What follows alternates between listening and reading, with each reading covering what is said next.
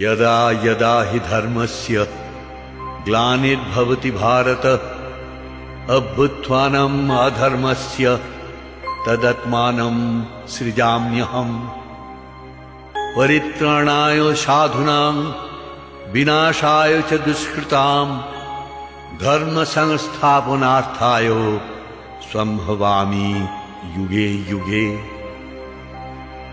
যখন ধর্মের নাশে হয়ে ওঠে গ্লানি, হিংসা দ্বন্দ্ব করে হানাহানি, তখনই আমার মহাজন্মের আবির্ভাবের লগ্ন করে সাধুর পরিত্রাণ হবে নিবারিতে মানুষের অপমান, পাপীর দুর্গ ভগ্ন।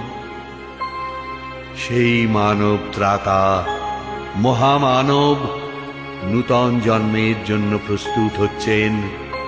উদয় শিখরে বাজে মা ভৈ নবজীবনের আশ্বাসে।